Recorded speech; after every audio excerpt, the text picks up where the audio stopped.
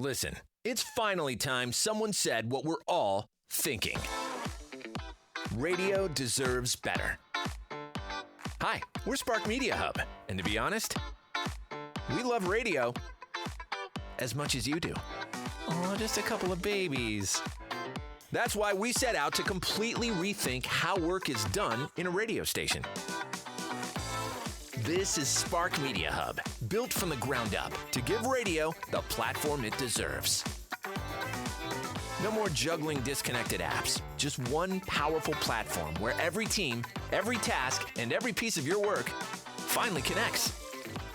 You'll have complete clarity at your fingertips. Whether you work on the sales team or the creative team,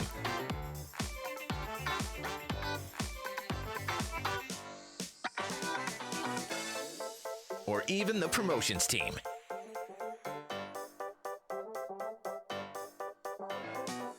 We're here to keep you organized and connected, no matter where you are. We're redefining the next generation of the radio experience with radio's first ever all-in-one productivity tool. Finally, everyone can do everything in one space. Make the switch to Spark Media Hub because radio deserves better. Want to learn more about Spark? Scan the QR code on the screen. We'd love to meet for coffee while you're in Nashville. We're buying. This song is seriously excellent. Is this Bruno Mars? Anyone know if this is Bruno? Oh, it isn't? Okay. Have you scanned the QR code yet? Only a few seconds left. I'm kind of sad this song's ending. All good things come to an end though, right? Okay, love you, bye.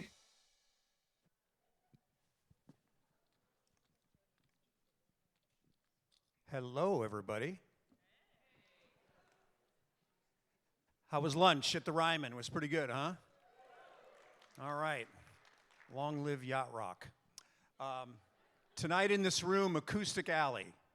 It's going to be great. Clint Black, Steve Warner, Paul Overstreet, Red Akins, the Warren Brothers, and Jim Beavers tonight. And then it's the BBR surprise party that starts doors at 8:30, and they'll kick off the music at 9, so don't miss that.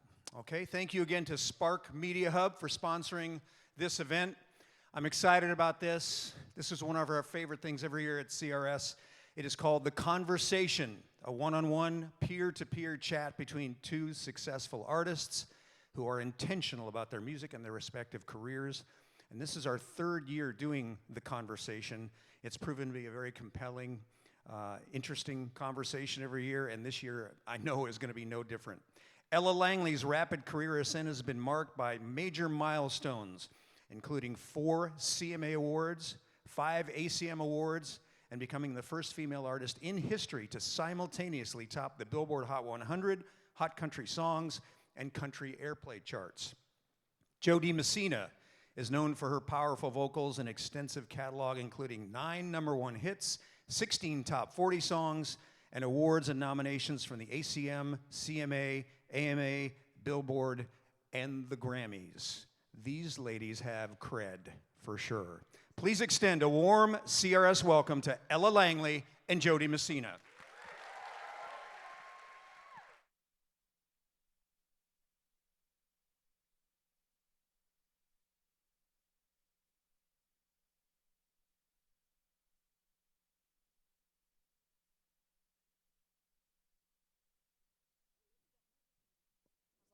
Yell? I can. How y'all doing? Miss Jo Dee Messina. Ella Langley. We're long-lost sisters. This is so cool. We matched, too. We discovered that backstage. We're like, oh, we look like we planned this. You think we'd planned it? We did. Kindred spirits, I guess. Okay, so this is a conversation with Ella and I, and we had lots of conversations backstage. And I'm like, oh, I can't talk to you about that yet, or I can't, whatever. Tell me, what does the cell phone of Ella look like? Not the phone, but I mean, if I walk away from my phone for any significant amount of time, I'm like this, missing all the messages that I've missed. What does your phone look like? I think I have like 750 unread messages on my phone. And it's terrible. I used to be the person that if one little dot was up there, I'd have to go clear it out. It would drive me nuts. I think I just had to give up on it. And it's crazy. I do like, you told me you text me something back there and I didn't even see it, you know. So sometimes I go in there and find crazy gems like, I didn't respond to Jo Dee Messina. Oh, no. But I was telling her backstage, I'm not really offended because I get your life. I know what it's like. And so I'm like, well, she's having a busy day today. Every day. Usually if she responds right away, it's like midnight or after a show or after like the completion of a day or whatever. And it's the top of the text chain, I would assume. Because I don't press it to read it unless I have time to respond. So like you said, all the dots on the phone, I have like hundreds of them. My problem is I will be in the middle of responding to a text message, and then someone will text me, and I'll see that come through. ADHD, I got to answer that really fast. Every time I go to text someone, there's like half a typed out message in this. In the thing.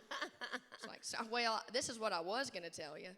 We agreed to phone calls. Does anyone in here make phone calls calls these days? Who makes phone calls? I'll talk on the phone all day. Yeah, yes, bad at it. Yeah, Bad. I hear you. My dad gets upset about it. My dad gets upset at me for how I text. For not texting back? It's bad. He yells yells at at me me a lot. He'd lot. want to do the FaceTime. Yeah, he yells. If he could figure out how to work FaceTime, that would be good.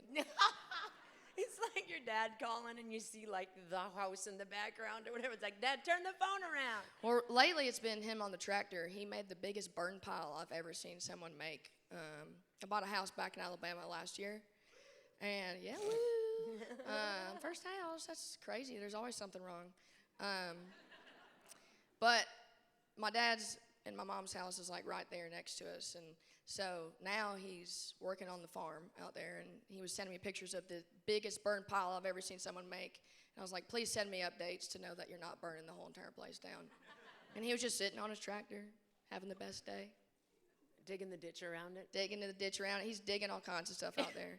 Every time I come home, he's pulled up 7 more trees. I'm not going to have any trees. Except for the pines. He'll leave the pines. Aren't they called weeds down there? The pine trees? Well, I mean, there's enough of them. They could be, really. I was in Georgia for a little bit, and I was like, wow, there's so many of these pine trees. And they're like, yep, we call them weeds down here. Because I guess there's so many of them. It's a state tree of Alabama. I got one right here. Well, you can't see it, but I do. Tattooed on me. My dad hated that, too. So, okay, I'm not going to lead this. I told Ella, I was like, I don't want to ask industry questions. Like, I've seen the questions she's been asked all week, and you guys are going to ask these things about the record and about songwriting and about all this stuff, and that's really cool. But we were just going to have a conversation. And this is probably the corniest comment, but because she's my friend, I can say, I cried when I heard Be Her for the first time.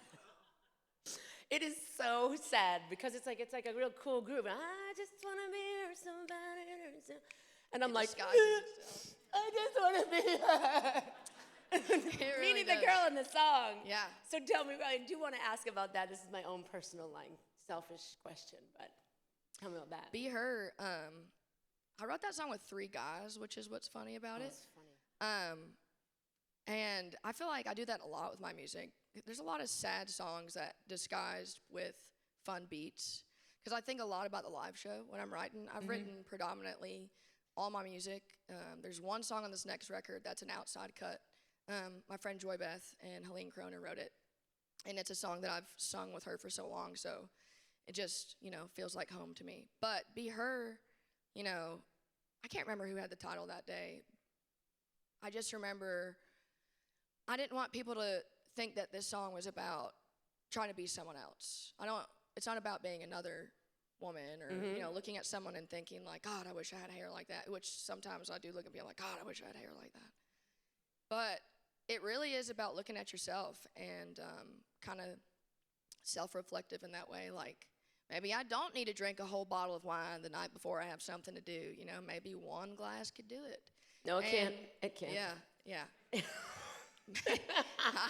said maybe. No, me and Ella spent a night together, there'd be a lot of bottles of wine. Yeah, probably. We got a lot to say.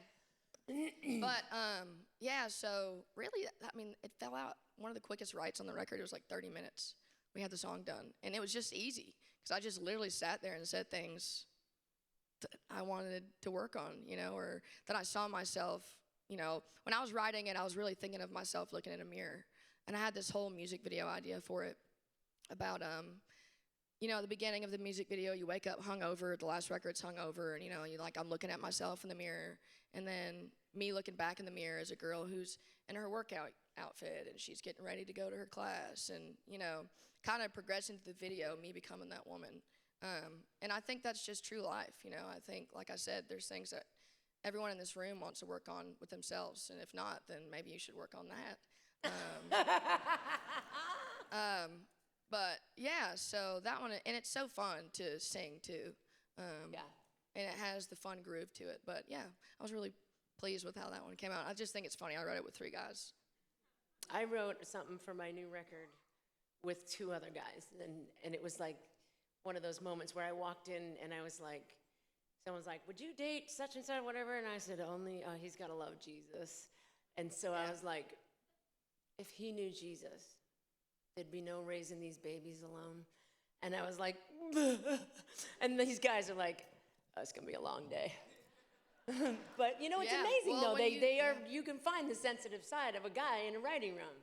Well, I think, too, it's just about writing with people who aren't afraid to get vulnerable and write from, you know, even a guy. I think anyone can think of, like I said, anyone can think about the things that they'd change or like to work on. So I think they could pull from that genuine place. But I know, dude, everyone in this town that writes with me knows way too much about my life. Because I am in there spilling the tea for sure. Because I mean, I got to write about something, and luckily for me, my life is an insane place to live. So there's a song in that too.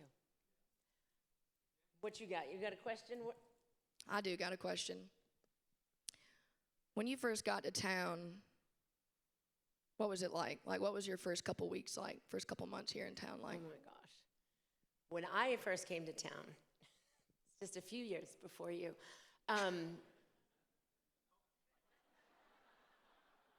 Easy, people. So Music Row was a bunch of publishing houses, little houses that there was a different songwriter group there, and you could walk from house to house to house to house, and you would just be different songwriters. There was no place to perform. There was no Lower Broad with, you know, 20-hour-a-day cycles with, you know, 4-hour segments, and you could get a gig anywhere. So my brother drove me down. It was right after I graduated from high school. I was born and raised outside of Boston, Massachusetts, which most of you know is the home of country music.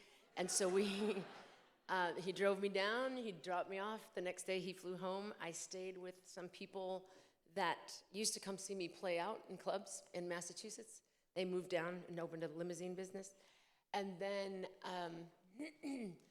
my first couple years was really just spent working and trying to keep a roof over my head and trying to, you know, keep the bills paid and make friends. And I'm not really outspoken.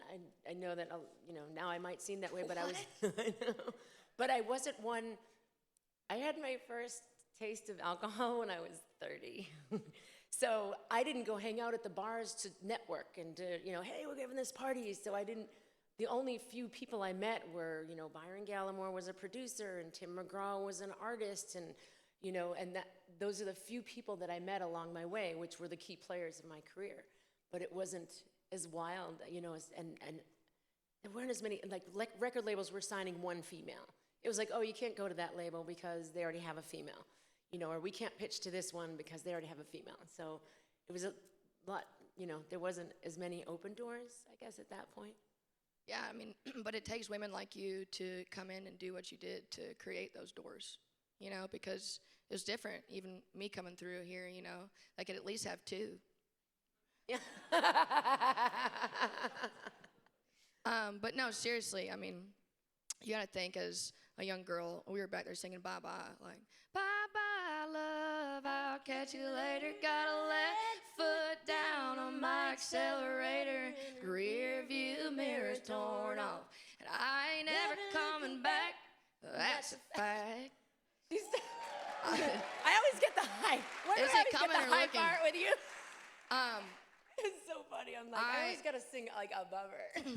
Well, I did a cover of Lessons in Leaving, just in my kitchen cooking I was like cooking some potatoes or something. And just acoustic in there, and so many people were like, gosh, I love that song. And I was telling Jo Dee when we first met, there are a couple songs that I would use to warm up my voice on the way to writes, and Lessons in Leaving was always one of those. Because it's not an easy song to sing. And it has, you know, you're like, for me it is, you know. For me it's not. But, you know, you just powerhouse women like you, like, to watch that meant a lot to a girl like me just trying to come in this town and shake something up. Well, it's interesting because it's funny the way that we're viewed, like, oh, a powerhouse. And I was a constant struggle of who I really am and who I was told to be.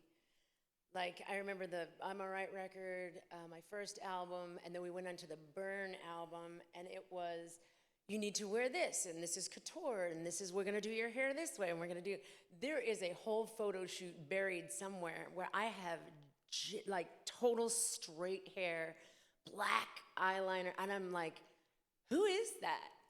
And they're like, oh, but you look beautiful. I'm like, I don't know who that is. Like, I don't know her. She's not at the Kroger. She doesn't go down to the grocery store like that, wherever you're from, the grocery store. I'm like, they'll never see that person in real life, and I can't live that lie. And so for me, some people would be like, oh, you're, you know, a trailblazer. And some people, they're like, she's just so difficult. It's like, yeah, because I can't live a lie. And so I struggled with that a lot and would kind of push back with people and be like, I can't do that. I can't wear that. I can't say that. I can't sing that. I've never sung a cheating song in my life. I'm like, they can't do that. That's so wrong for me to sing that, because I was like, that's just, you know. Well, I think people still have to do that. I think that's, I say, one of the most tiring things of this job is constantly having to remind everyone around you who you are. And at the end of the day, you're the person that's going to have to go out and sing these songs every night. You're the person that's going to have to go out and talk about them. You're the person that is going to have to promote it, do the photo shoots, and possibly have to sing it the rest of your life. Probably, and, I yeah, know that. and I could be a pain in the rear for every single person on my team, no doubt. But it's because I care. I care that much about what I'm saying and what I'm singing about and what the music sounds like, and doing it in a way that does feel genuine to me, not to anyone else, but to me. And with You Look Like You Love Me, that's one that kind of, if that song did not happen the way that it did, my artistry would not be doing what it's doing. And I mean that in a way, not just because of the success of the song, but to see a song like that, you know, everyone heard it in the beginning and just was like, what's this song? You think this is the last song you're going to put out before the record comes out? It's a talking song. No one's doing a talking song. This is like weird art on the record. And I was like, well, y'all liked it at first, and now it's on there, so we're doing it. I mean, we're doing it. And still not knowing if fans were going to hate it or love it. And obviously, you know, it seems like they loved it. And for me as a songwriter specifically, and an artist, but going in the room and just writing songs that I kind of needed more than I wanted to give with them, if that makes any sense. Yeah. You know, when I'm writing the songs, I'm thinking about the live show. I'm thinking about, you know, what it's going to be like if fans sing this or not. But for so lot of my career, when I was writing songs, there weren't really anyone. There wasn't people listening. It wasn't like, can't wait to hear all the fans sing this back to me. You know what I mean? So I really had to do a lot of writing in this town without that, you know, without that blanket that I feel like I have right now. So I try to have that same mentality going in, where I love this song because I love singing it. I love what it stands for. If I have to sing this song the rest of my life, then all right, well, at least it's talking, you know. Yeah. Yeah. We were talking backstage, and you were saying, oh man, sometimes you're hard on your team. I'm always, you know, I always tell my kids, if you're gonna do a job, do a good job. It's not about work smarter, not harder, because I don't understand that mentality, right? Because I grew up in a generation where you gotta work, you want it done, you gotta do it, right? And so there's that, but there's also, I was telling Ella, sometimes there's things that fly out there, headlines about myself where I'm like, that's not true. And people will be like, oh, don't worry, the news just travels so fast. I mean, people won't, I was like, that's not true. And I get stuck on that. I get stuck on, and that's my problem, even being in the industry this long. I'm like, but it's not true. That's not who I am. That's not, have you ever felt that way? Have you ever seen something, and then how do you deal with that? I mean, I personally cried because I want to be here in front of you people and in front of everyone across the world to rock the house, right? Live, you write from a live perspective, as do I, because I grew up since I was 13 performing live. And so I want to go out and rock the house. But my dream is to share the gospel. And with a headline like that was not true, I was like, who's going to trust the words that come out of my mouth if they believe this, you know? And I know that you're in the press or whatever, social media, whatever it is, there's public perception being absorbed every day. How do you handle that? Like if you see something and you're like, because if you harden your heart too much, that's a dangerous place to be. I think at first it scared me a little bit. I mean, going back to that song, it was a lot of hearsay about a lot of different things, and that's where, like in the beginning I said, knowing yourself is super important. But when you're 23, 24 years old, like I'm just barely getting to know me now, you know, like she does something different yesterday than I do today, it feels like. But I think it's also about grace, giving yourself that grace and just knowing that it's just part of the job. I think it's just part of the thing that is, there's crappy sides to every job, you know. You work on the side of the road in construction. I mean, like, I think about that all the time, and I'm getting to do something I love to do every single day. So if that's the one thing I got to deal with, then, well, that's not the one thing I got to deal with, but, you know, it's a learning curve for sure. There's a lot of AI stuff out there now. That's the one that bothers me the most. I think there's a lot of scary stuff that gets said with the AI that, you know, people believe that. They really do. But they use your voice? My voice or my face, you know, a lot of the political stuff, I've never shared anything on that. The only thing I've shared really, my personal opinion on things, is my faith. Just because I want my career to be about the music and for it to feel like everyone is accepted here and to come to the show and have a great time and I want my shows to be a break away from that world. And that's who I've just always viewed myself as. So some of that stuff is hard because, you know, when something's not true about yourself, you want to immediately be like, well, I didn't say that. But at the end of the day, you can't go around correcting everyone all the time. So I think things like this, where people get to hear who I am as a person, genuinely, I think that helps because maybe they can make a little more educated decision if that is the real thing or not, you know. My dad it feels like he dies every other week. And growing up in a small town, let me tell you, the phone calls that man gets, like, are you dead? You know, they call him to see if he's alive or not. Well, they saw on the Facebook that you had died in a plane crash. You know, but he hasn't. He's perfectly fine. He's down there in the tractor, tearing up all the trees, burning everything. Man, let's see. Oh, how long have you had bangs?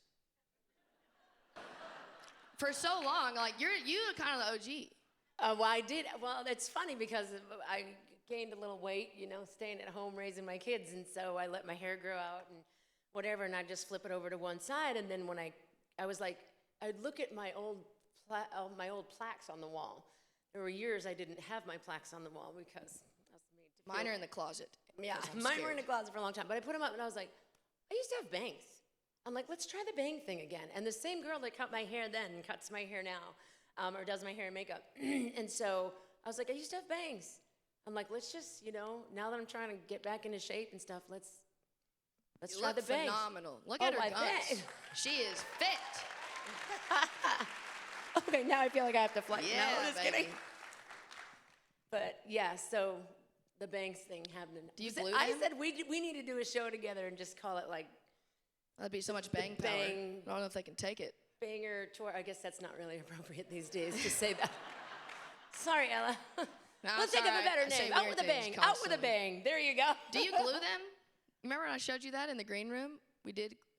They're glued right now. Ella, are yours? No, they're not. I usually do. I'm scared. I get the butt cut if I don't do it. So Okay, hopefully the she hairspray's going to hold out. But I do. And we did that before the Ryman when you came out. And outside shows are really tough. You Just have so to. you know, gentlemen in the room, really tough on the bangs because Not they good. blow up like this, and it's like, woo, and you look ridiculous. Oh, dude. But let me ask you this, because somebody backstage was like, ask her this. So if I glue my bangs before the show and say, Arizona, and we're playing in the middle of a Dust Bowl, and then at the end of the night when I move my bangs off to the side, do you have big dirt balls attached to your forehead? Yes. But sometimes I get extra lucky and I can just brush it out, but sometimes I don't. And How it's many times bad. have you done this with the comb? A lot. Trying to get the lot. glue out It's not of your good. hair? I wouldn't recommend, but if you do want your hair to stay, it does work. Yep. Maybe work on something someday where it's a little easier. She taught me how to glue my bangs. It was by the so way. cool. That was Ella. I was like fixing her bangs before the show. I was like, oh my God. Yes. Yeah, the show, so I did 2 nights at the Ryman Auditorium, I think in, was it November? Or? Yeah. Thank you. And what a dream venue to play. And the Lessons in Leaving thing, the TikTok was going around, people were loving that sound, and then Jo Dee had reached out to me, and can you imagine being me, and that comes across my phone as a text message, you're like, what is life? What is life? And so we made friends, but the lady that was working as my seamstress was also yours. I said, please don't take my seamstress from me. And I had thought about bringing some people out for the Ryman, just to be here in Nashville, and I'd wanted to ask Jo Dee to do Lessons in Leaving, and I kept meaning to, and then I was like, I don't know, was it weird to ask? I was just overthinking it too much. And my seamstress went from my house to your house, told you what she was fitting me for. You texted me the sweetest text message about, like, I'm so proud of you, like, just the Ryman Auditorium. You just said the nicest things and so encouraging. And then I was like, well, are you going to be here? Because I was thinking it'd be really cool. And I just thought, like, wow, God is so cool in the way that he makes things happen that way. You know, I was like thinking it'd be weird to ask, and then you're like, hey, text me right before, you know, and it just set it up perfectly. And I don't know, it's cool the way we It got did to be work friends. out because I was like, well, I'm out of town this weekend. She's like, well, I was going to have you come on Thursday and ask if you'd come by Thursday. And I was like, but I'm in town Thursday. We meet the bus Thursday night. And so literally went from the Ryman singing with her. We hopped on the bus, like did that. It was so cool. It was so cool. And it was, I think, the coolest part about Ella is, I'm going to cry because I'm really proud of her, is that you see the success and you see the glamour and you see her constantly like up here. But when I look at her and the girl that I know, I see the inner beauty. Like the kid that just wants to play, or just give me a chance to whatever, or just let me sing this, or just whatever. And I told her backstage, I said, I love you because I love the girl around the Christmas tree, not the girl on the billboard. It's the heart of who she is so beautiful. I wish you would look past the hype and see who she really is, because as magnificent as she is lying in the dandelions or you know, in all of her, the press and stuff, she is 50 billion times more magnificent on the inside. And so even the record guys here from Vancouver, or not record guys, radio, the folks that came down from Vancouver, one of the sponsors that sponsored this event, they're like, oh my gosh, I'm so scared. Am I in the right place? I was supposed to meet you and Ella. And I like, well, I said, I'm pretty cool. I'm like, so don't be nervous. And I said, and Ella's way cooler than I am. So, and it's true. I don't have any reason to say anything different, but just the inside is so beautiful. I want you to know that person, because The she sweetest human being. That is so kind. and she will fight for you, man. If she loves you, she will fight for you. That I is, got your back. life is crazy. Oh, wait, what's the biggest misconception? The biggest misconception right now that these lashes are mine and they're not gonna fall off if I don't wipe these tears. So, Let me get. biggest misconception about you? Oh. I think a lot of people view me. I was on a podcast yesterday, and he was kind of like, "You come off kind of tough, you know, and very, I don't know, tough." I would say it was kind of the same thing when I moved to town. Like when I would come to these rights, and they had an idea of who I was and wanted to write it that way, and I was like, "Well, I don't really think about stuff that way." And I guess my toughness comes from more life type of things, and I guess I don't know. I don't view myself as that way, as like super like all the time, you know. I kind of view myself as like pretty goofy and weird. So it's odd, I think, when so many people like share their opinion about what they think of you. You're like, what? Like, I got to work on my face. Yeah, I think it's the same here. People are like, oh, you're a strong woman, but you're such a strong woman. You're such a strong woman.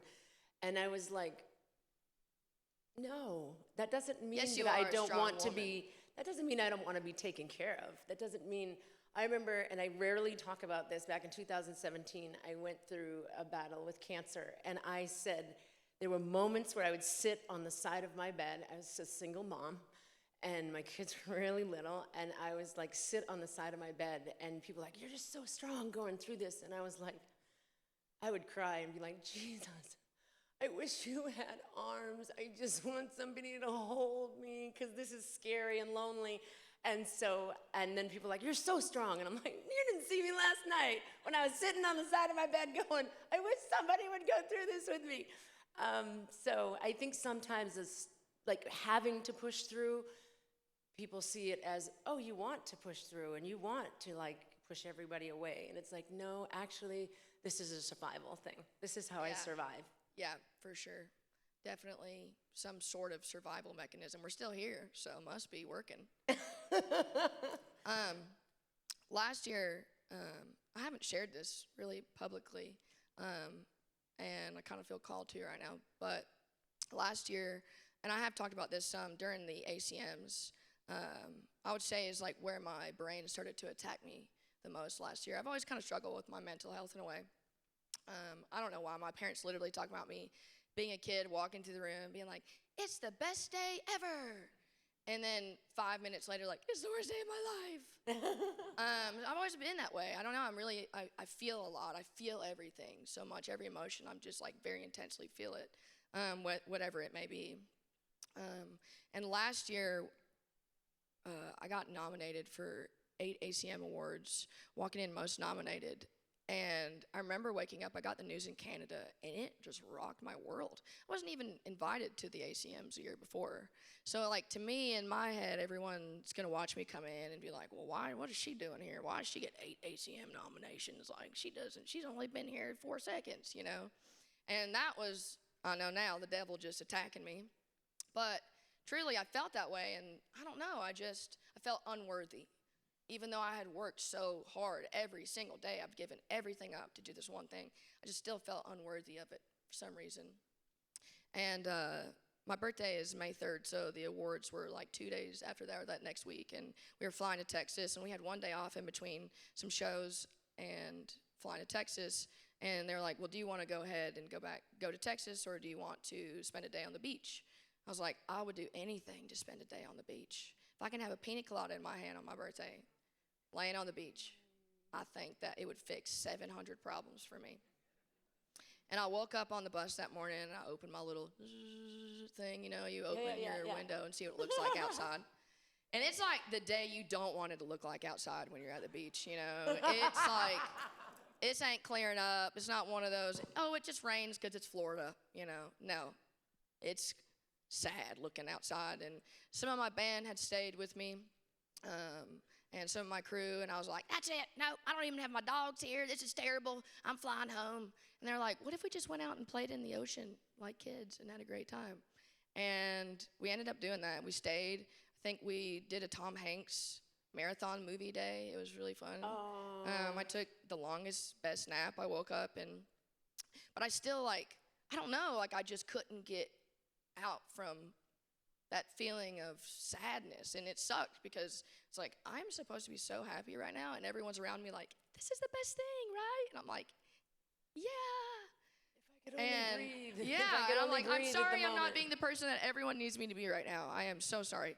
And then that brings on a new thing of guilt too, because you have all these people working around you so hard that love you and care for you. And I could not do what I do without my team, so much of my team has been there the whole time, and the way I have built mine is they're family to me. These people are there working every single day. They love it the way that I do. They care about it the way that I do. So, when I felt like I wasn't giving them the version of the artist that they deserved, that also kind of attacked me some. And we woke up the day after, and it was the day to leave the beach, and you woke up and there wasn't a cloud in the sky, and it was the sunniest, most beautiful day ever. And my band had left to go have some pancakes or something, and I'm packing all my stuff up, and I start having this panic attack. And up until this point, I had some, but this was like a different level. Like, could not catch my breath breathing, just couldn't stop. I literally had to call my mom and just have her talk to me on the phone, and I just sat there on the floor. It took like 30 minutes. And I've had people tell me about panic attacks. I'm like, you really couldn't get off the floor? You mean you just really? But I seriously, I understand that now, and it was scary. I pulled it together. My manager, Megan, was there with me, and we're packing up my stuff. And at this point, like, my stylist and everyone had left to try to get my bags to the airport. And my band gets there, and we talk a lot about mental health. And those first few years, when you're trying to make it, when you're in a van and you're running out afterwards to sell merch, and even before that, like, I was in a Honda driving around, like, you create these relationships with these people that this is your family. I see them 10 times more than I ever see my own family. And we truly do love each other. I'm very grateful to have the band that I do and the crew that I do. But my bass player walked up, and my face was obviously swollen. I'd been crying, and he said, are you okay? And y'all know when someone asks you if you're okay when you ain't. I just lost my mind, and I went into this little kitchenette area, and I was like bracing each side, and here I go. I'm having this panic attack again, and now I'm like embarrassed on top of feeling this way. And they just sat there. My drummer ends up coming in. First he came in the room like, is someone fighting? Like, what's happening? And they just sat there and looked me in the eyes and said, we've got you. And they just let me have it. It was just like the most intense thing, and they just literally sat there with me so I could have two people standing there with me. Finally calmed myself down a little bit, and my drummer asked if he could pray for me. And up until this point, I've always had a relationship with my faith and the Lord, but it's been kind of a rocky road. I grew up in the church. I learned how to sing from singing hymnals. But there were, especially the first few years in this, it was that unworthy thing. I felt like, I do dumb stuff all the time, and I'm playing in bars, and I'm singing about this, and I'm doing that. I ain't good enough for that, or I'm not worthy. And I just kind of avoided it. I was an avoidant with that thing, and he asked to pray for me, and I told him no, because two things. One, I thought if I heard him pray for me for the first time, I would lose it again. Two, I don't know, it just made me feel uncomfortable in that way, it scares me. And so I go down. It's finally time to leave. We're so late. The Uber's been waiting for 45 minutes. I have never seen an Uber. Yeah. But I've never seen an Uber. Even then, though, like, they'll just, after 3-4 minutes of waiting, they'll just see you later. You got to find a new Uber.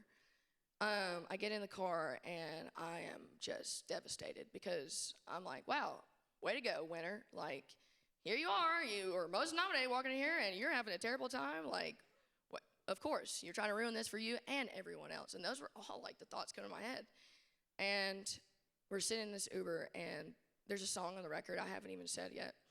It's called Speaking Terms. It's the only outside song that I talked about. My best friend Joy Beth and Helene Cronin wrote it. And Joy Beth, we played rounds for so long. It's just a song that I've sang harmonies on every writer's round we did. And it's pretty much a song about being on speaking terms with God and feeling disconnected from that.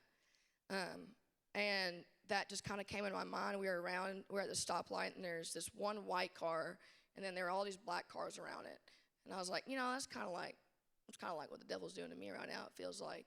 And I hadn't really thought this way before, you know what I mean, 100%. And all these thoughts come to my mind, and it feels like I'm getting attacked from all different angles, and there's this one amazing thing happening, but for some reason my brain's not letting it happen. And I said, it'd be kind of crazy if another white car came. Here comes another white car. I said, it'd be crazy if another white car, here comes another one. Well, no way, here comes another one. And like this flood of the exact same color white car, I'm sitting there like, what? That's a coincidence. And I look over at this point, I hadn't heard any of what was happening on the radio. It was real quiet, and it said religious radio. And what? And I look back over out the window, and there's a white car with a He is Greater sign on the back of it. So I'm sitting there having the most insane God moment I've had in my life. Like I said, grew up in church. I've watched revivals where people would come in and say, I felt him talking to me. I heard him talking to me. But I was just like, this is what they're talking about. And I look back over, my manager's like, well, I don't think the bags are going to make it.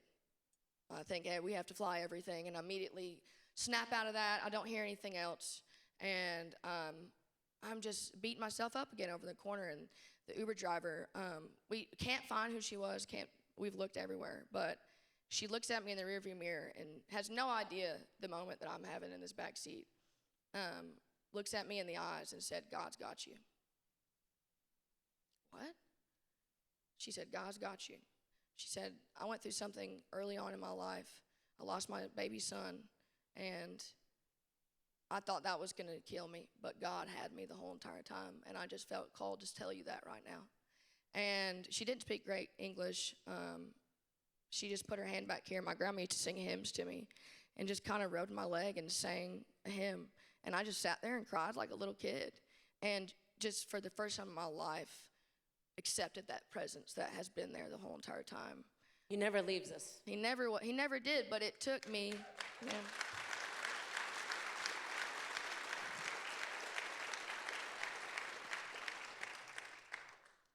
It took me to my knees, and I'm so grateful for the journey that he's led me on, because it genuinely has grown me into the human being that is made to do this.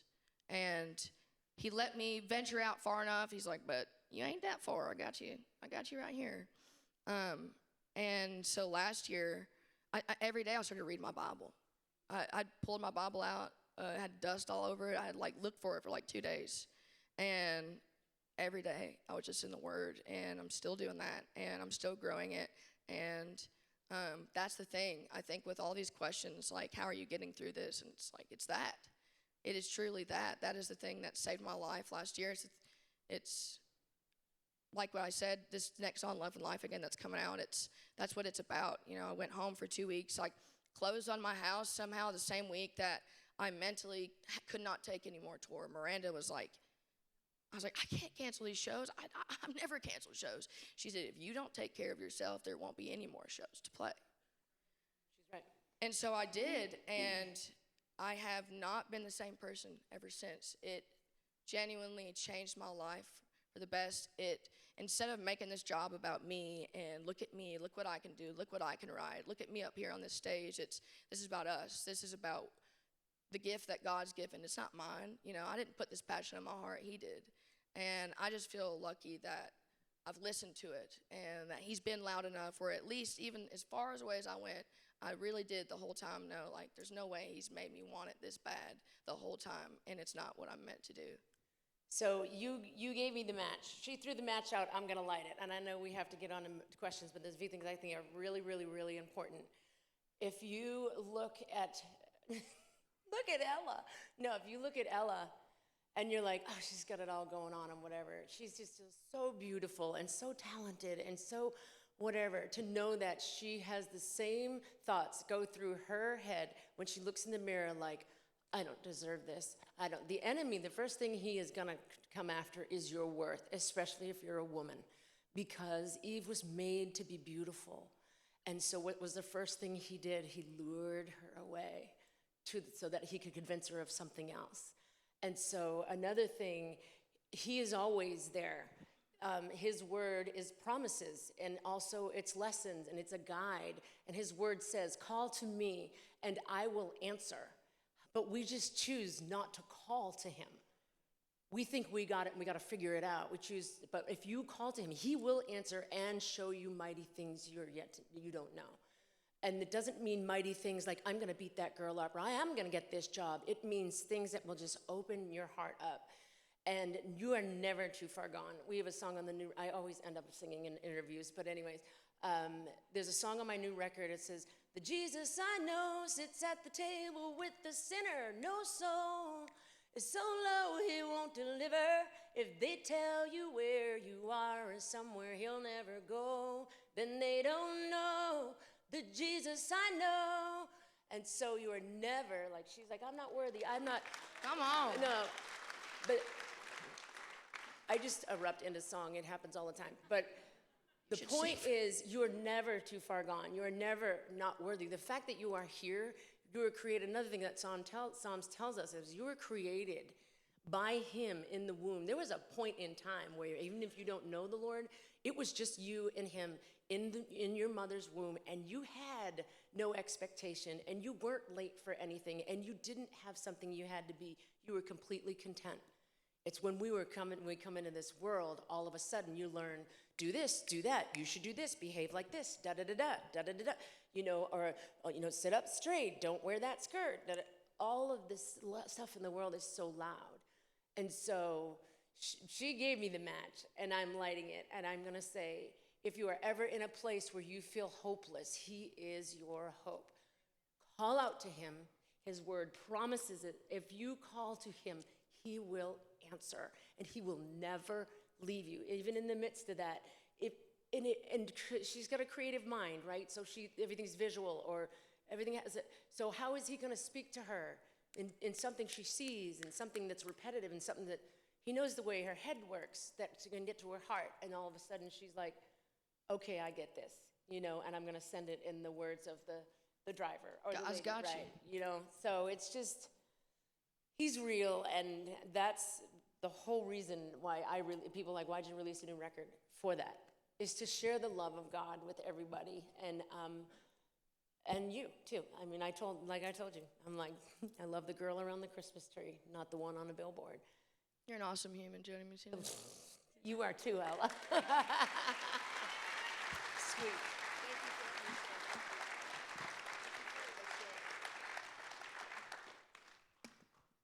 Well, I think we do have some questions. Where's RJ? He's like, well, I'm going to lunch because Like, these yeah, girls won't like, stop well, talking. They will not stop talking. Oh, he's over there. Okay. Hello. Okay. You guys are great. Thank you. This has been great. Thanks again for doing this. A couple for each of you. So, Ella, this is for you. As an artist stepping into a new era in country with a clear identity and sound, what specific signals or momentum did you see early on that told you your music was connecting with radio and fans, and how would you recommend building that traction intentionally today? Well, I mean, I've had a pretty nice time at country radio. Y'all have been very kind to me. I feel like I've been spoiled.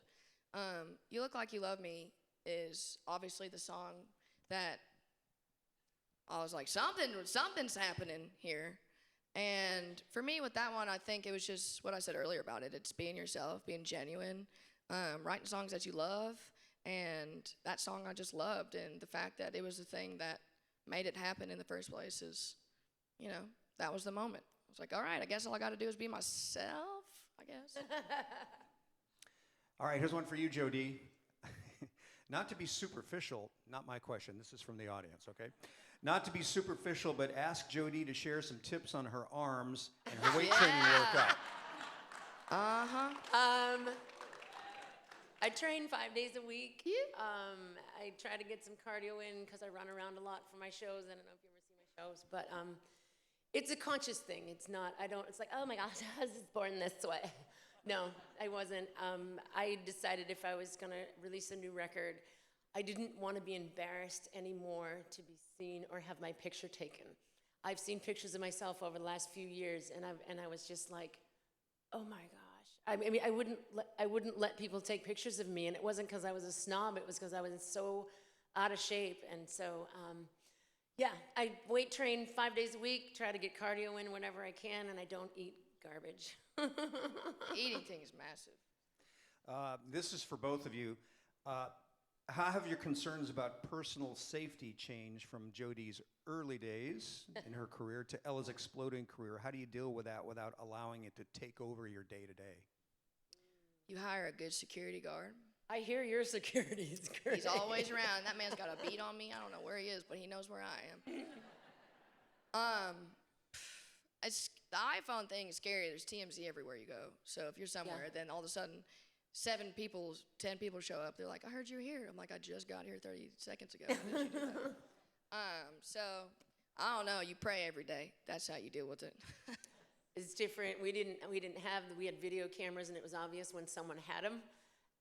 But now even, the iPhones, I mean, I have kids, and I'm like, don't ever send pictures of yourself to people. Don't send movies to people. Don't, just keep it, and always keep your nose clean. Great. For both of you, how do you ensure that each release feels authentic to who you are while still evolving creatively? I just think it's evolving creatively freely.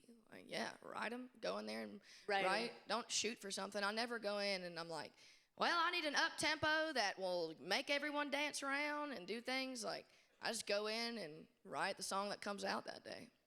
And then that's the record. Have you ever had a song surprise you, and in what way? All of them? Weren't for the Wind wasn't the one that I pegged for the record. You Look Like You Love Me wasn't the one.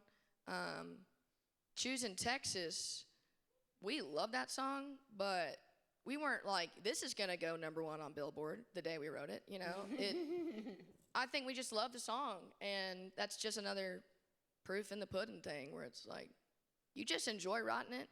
I think the more genuine, like the more real it is, because back in, when I first started making records, it was, this writer writes for so-and-so, so cut this song because he's connected to this person and whatever. And I'd be like, but that's not me. That's not me. And I've never had a song that I didn't feel from my heart go #1.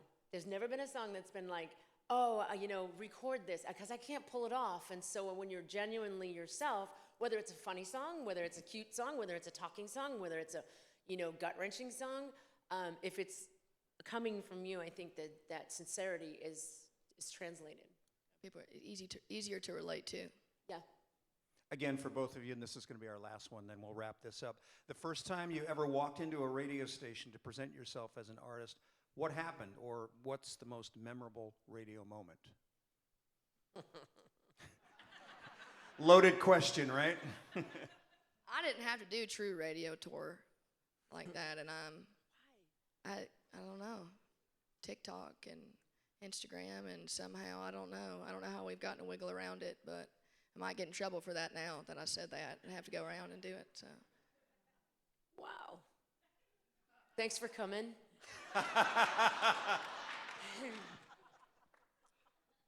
What was it like? Honestly, I was about your age, and I was probably more naive than you.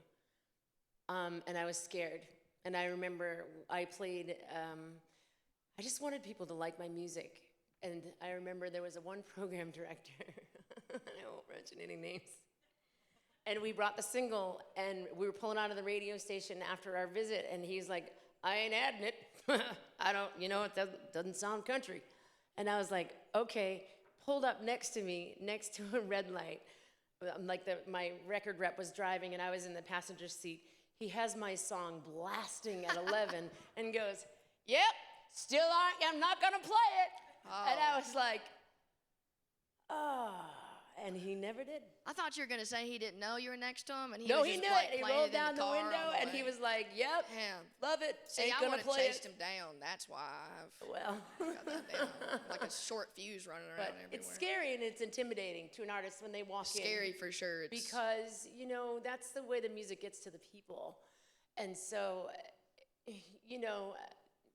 if you are the gatekeepers, I would say, don't abuse that position. It's a blessing to have that job and to be able to program stations and understand that when the artists come in, they're scared to death. Yeah, I think it's also, too, it's like people that choose to do this for a living have given up everything to kind of be where they're at. And so many of us, these songs are written from genuine places, so it's a part of our heart, you know, and it's kind of scary to show people that all the time and hear constant opinions on it. And I think, you know, because it's so many artists and everyone's trying to show everyone a song and everyone's got something to say and everyone's got something to sing, that sometimes it kind of, you know, can feel redundant. But there have been some really special moments for me that I've had with different stations and different radio rooms, and, you know, where I'm like, oh my gosh, like that, I've never heard someone say it like that, because you're listening to more music than anybody else. You're hearing it, you're in the weeds. And so, you know, some of those conversations have really stuck to me. I mean, I did something for iHeart a couple weeks ago, and it changed the direction of my last single for the record. So everyone came up, I played the song Love and Life Again, and they all had tears in their eyes when they were coming up and talking to me about it. They're like, is that the next single? I'm like, should it be? I love for that. the record, but yeah. I saw some of that online, and I watched it a few times because I was like, oh, that is so good. And so, two things. I know you said we have to wrap it up. RJ was the first. He was a program director out in LA. He was the first station to ever add bye-bye. So thank you. You're welcome. For that. Yeah. And